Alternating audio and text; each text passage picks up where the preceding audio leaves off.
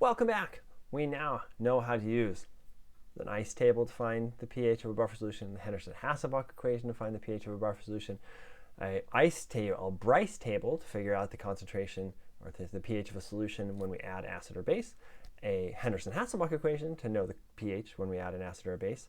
But one of the things we saw in one of our problems is we used up a bunch of our conjugate base, our OCl minus, in one of the problems in the previous videos, and our pH started to change a lot. So our question to ourselves is, what is the limit of a buffer being able to resist changes to pH? What can we say? Is there a way of generally talking about it that allows us to maybe make a rule about how good a buffer is? So go ahead and follow along with this. You don't probably need to take notes on every single detail about the next few slides, as long as you're following along with what I'm talking about. So we're going to take 1 liter of our hypochlorous acid and hypochlorite ion. We know that the pKa is 7.456. We're going to take 3 different experiments. One where we've got equal concentrations of them, 0.1 molar and 0.1 molar. One where we've got unequal concentrations, 0.02 and 0.08. And the last one where we have very unequal concentrations. We've got only 0.005 molar hypochlorous acid and 0.095 molar of the hypochlorite ion. We can do the Henderson-Hasselbalch equation and calculate the pH of each of these. Not surprisingly, the pH goes up as we have higher relative concentration. Remember, it's not the total concentration of the base that matters, of the conjugate base that matters. It's the relative concentration. Here we have, almost 20 times the concentration of OCl minus as HOCl, and that's why our pH is higher here. So what we're going to do is we're going to take each one of these and we're going to add 0.003 moles of base. Not a ton of base, right? Just 0.003 moles of base to each solution. What's that going to do? Well, we know that anytime there's a strong reaction, we have to run that strong reaction first. And so we're going to say that HOCl is going to react with the OH minus. It's going to react to make water and make more of my OCl minus. So we expect our hypochlorite ion concentration to go up and our hypochlorous acid concentration to go down over time. So if we did an example BRI table here, we'd say, okay, this is going to react. It's going to react all of my OH minus, because that's what we're limited by. And that's going to be a minus here, and we're going to make OCl minus. I encourage you to write out reactions like this, just so you remember that not only do you use up parts of it, but you also make parts of it, because it's so easy to forget that you're doing that. This then becomes 0.997, this becomes 0, and this becomes 0.103. Right, so we didn't see very large changes, right, because we weren't adding very much. But let's go ahead and do that for the rest of them, and we come up with a table that looks like this. Here is the one we just did, and here are the other two. I did the math for you. And now that we have those new concentrations, those were the I's, right, in our BRI table. And now we can use those in the Henderson-Hasselbalch equation to find the pH, and we find these pHs. For the first one, when we had roughly equal concentrations of our acid and our conjugate base, the pH only changed by 0.03. That is resisting changes to pH. It's doing great. When we had a 4-to-1, 0.02 to 0.08 was our initial concentration ratio, a 4-to-1 ratio, it still did pretty good, 0.09 molar. I would call that resisting changes to pH and doing a fantastic job doing so. So what about that last one? When we had almost a 20 times, 19 times higher concentration of our conjugate base than our acid, the pH changed by 0.4. That's stretching the definition of resisting changes to pH. I mean, it's certainly a smaller pH change than if we didn't have the conjugate base there, or sorry, the acid there to react with the base, but it's a pretty large pH change. And most people would say this one didn't do a very good job, is that last one did not do a very good job. So what we're going to now do is say, hey, based on these things and just kind of the general rules that are out there, what is a good buffer? So we're going to talk about 2 things. We're going to talk about the buffer capacity and the buffer range. So our general rule is this: a buffer is most effective when the relative concentrations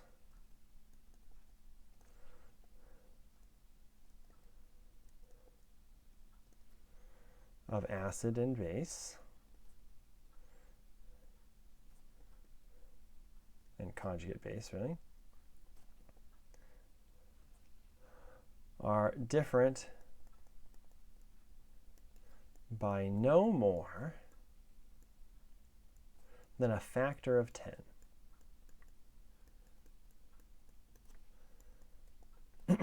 Which means I either, right, two different scenarios, I either have no more than 10 times the acid that I have base, or I have no more than 10 times the base that I have acid.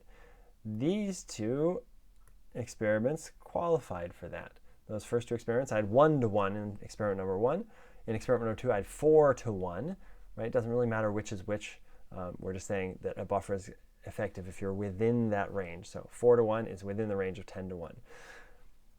And then the last one, I had 19-to-1. And so that's why we consider that not an effective buffer. We're outside of the buffering range. So that's our buffer capacity. So that is when our buffer is most effective. What does that mean? Well, if we put something like that into our Henderson-Hasselbalch equation, we say, hey, let's make our A minus over HA concentration, say 1 to 10. Okay, so if it's 1 to 10, that's going to be the log of 0.1, and we're going to get the pKa minus 1. So pH equals pKa minus 1. Let's do the other side. pH equals pKa plus the log. Let's say we had a 10-to-1 ratio instead of a 1 to 10 ratio. 10-to-1, that's going to give me pH equals pKa plus 1. Ooh, interesting. So the edges of my effective buffer are pH equals pKa plus 1, or pH equals pKa minus 1, and people will write it as this, plus or minus 1. So if you want to make a buffer with a given acid, what you want to do is you want to make sure that the pH of the buffer that you're trying to make is within 1 unit of my pKa. Otherwise, I have to have concentrations in here that are so far off of my 10-to-1 ratio that the buffer is actually not effective anymore. So what does that mean in practicality? Let's say I had an acid with a pKa of 5.5. Using that acid, I can only make a buffer that would be 4.5 to 6.5 range. So I could make a buffer that's 4.5, I could make a buffer that's 6.5, I could make a buffer that's 4.7, I could make a buffer that's 5.3. Anything that's within that range of 4.5 to 6.5, that's my effective range of my buffer. But I would not want to use this one to make a buffer of pH 4, because that's outside of the range of plus or minus 1 of my pKa. Now I could, right? You can do the calculations out there. There are numbers that you can put into the Henderson-Hasselbalch equation that make you get a pH of 4 for that buffer.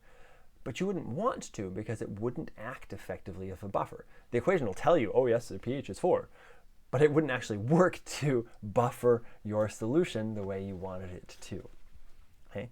So that is our general rule for figuring out what acid and conjugate base combination do we want to use? Because if we're trying to figure out, oh, I want a buffer of pH 10, I'm going to use a very different acid and base combination than if I want a buffer of pH 3.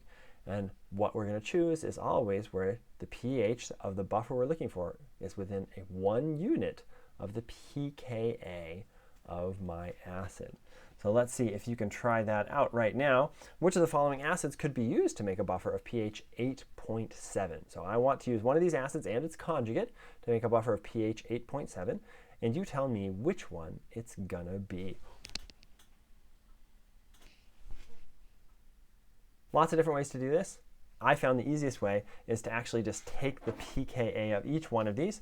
So if you take the pKa of each one of these, 4.74, 7.46, 9.21, and 1.92. Okay, 8.7, we want to find something that is in the range, right? 4.7 to 5.7, down to 3.7, nope. 7.4 up to 8.4, or down to 6.4, nope.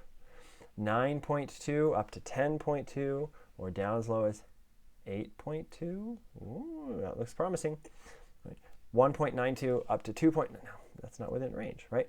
Because 8.7 is within 1 of 9.21, this is an effective buffer. And so we could use hydrocyanic acid in order to make a buffer of pH equals 8.7, but we wouldn't use chlorous acid, we wouldn't use hypochlorous acid, and we wouldn't use acetic acid. If we used acetic acid, we might be, say, making a buffer of pH 5 or a buffer of pH 4. That would be perfectly acceptable use of acetic acid.